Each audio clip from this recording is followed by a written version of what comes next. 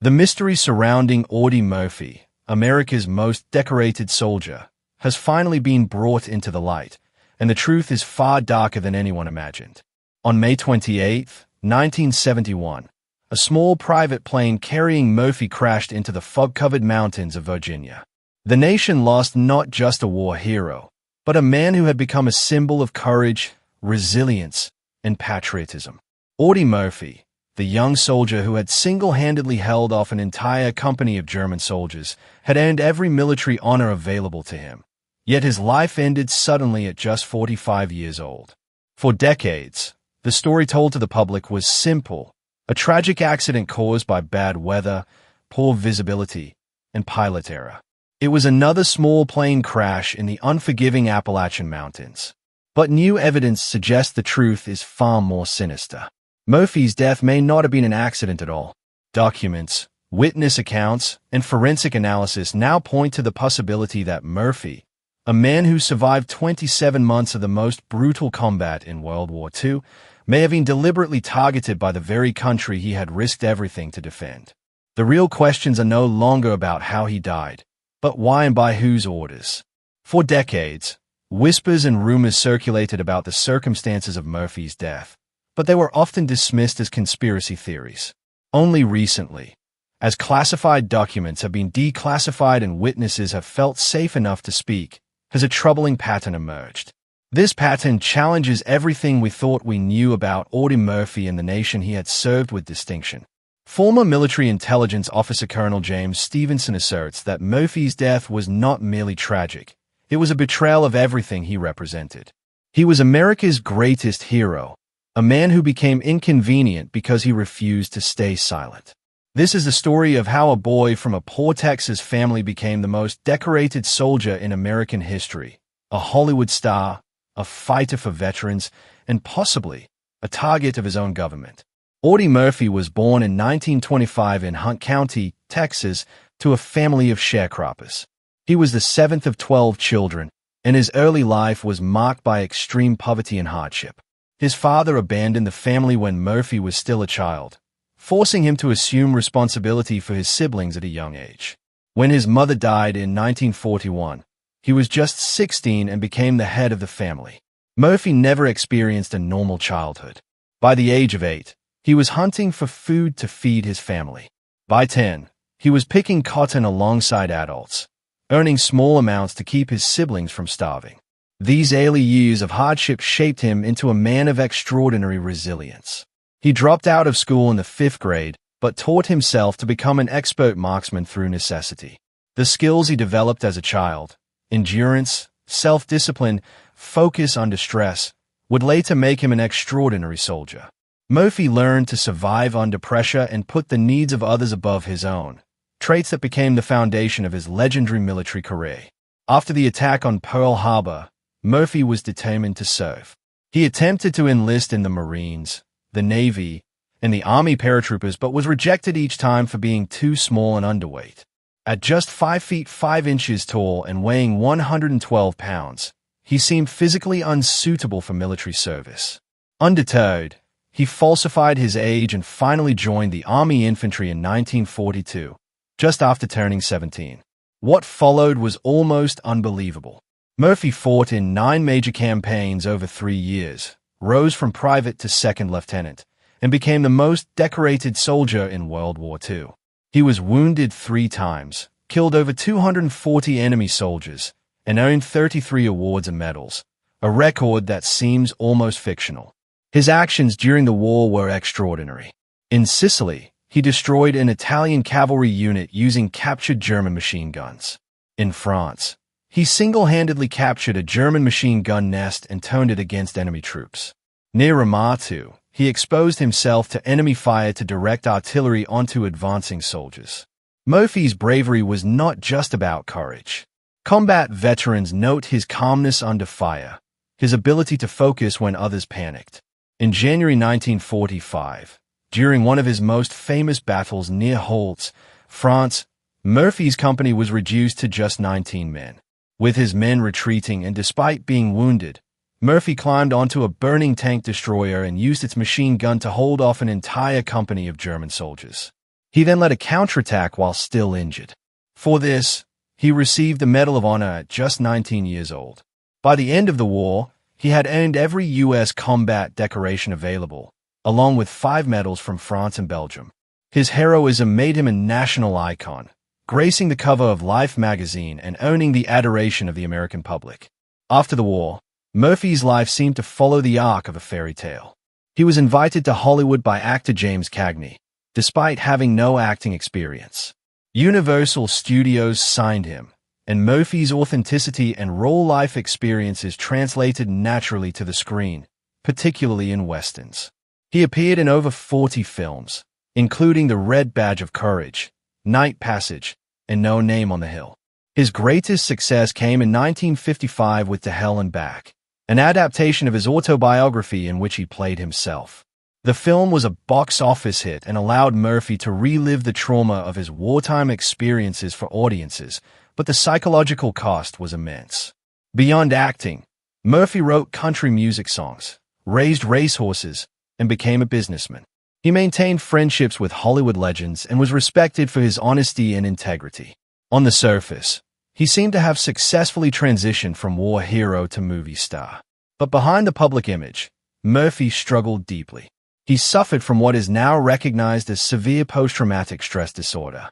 He kept a loaded pistol under his pillow, experienced chronic insomnia and nightmares, became addicted to prescription sleeping pills, and battled mood swings. He once described his life as a continuous nightmare, both awake and asleep. His struggles were compounded by the lack of understanding and support for veterans at the time.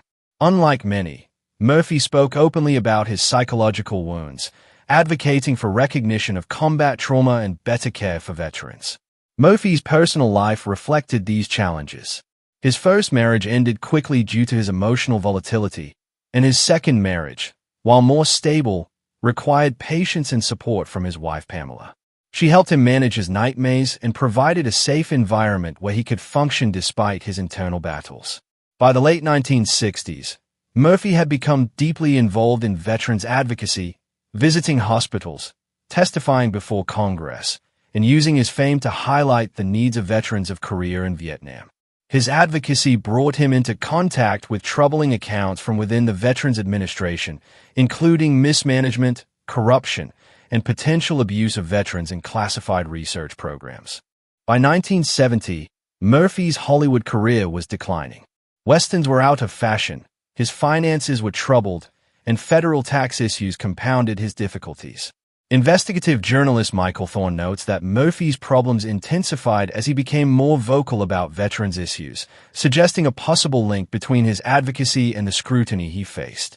In late 1970, Murphy began researching a television series about veterans' experiences, uncovering evidence of corruption and possibly even unauthorized experimentation on veterans. By early 1971, he had compiled detailed evidence of activities that involved VA hospitals, defense contractors, and classified behavior modification programs. This evidence, if made public, could have exposed significant wrongdoing. Murphy's moral authority and reputation made him a formidable threat to those involved in these secret operations. On May 28, 1971, Murphy boarded a twin-engine Aero Commander 680 in Martinsville, Virginia, heading to a business meeting with 5 others. The pilot, Herman Butler, an experienced aviator with over 8,000 flight hours, chose to fly despite marginal weather. 14 minutes after takeoff, the plane crashed into Brush Mountain, killing all 6 occupants. The National Transportation Safety Board concluded pilot error in adverse weather, but the investigation was cursory. Modern experts note inconsistencies in the crash, including the plane flying unusually low, missing wreckage, and pre-crash structural failures in the aircraft's control systems. Witnesses reported hearing an explosion in the air before the crash, and Murphy's widow Pamela questioned the official findings from the start. Further evidence emerged in 2018 with the declassification of Cold War intelligence documents. Murphy had been under extensive surveillance, with phone taps, mail interception, and informants within his circle. He was classified as a priority target under the FBI's COINTELPRO program, previously used against civil rights leaders and anti-war activists. Murphy's advocacy work, especially his investigation into VA corruption, made him a perceived threat to powerful interests. Documents reveal that he had scheduled meetings with major journalists and had started establishing a legal defense fund for whistleblowers within the VA, all shortly before his death. Forensic reanalysis of the crash site and aircraft shows deliberate tampering with the elevator control system, which could cause catastrophic failure under stress, consistent with sabotage.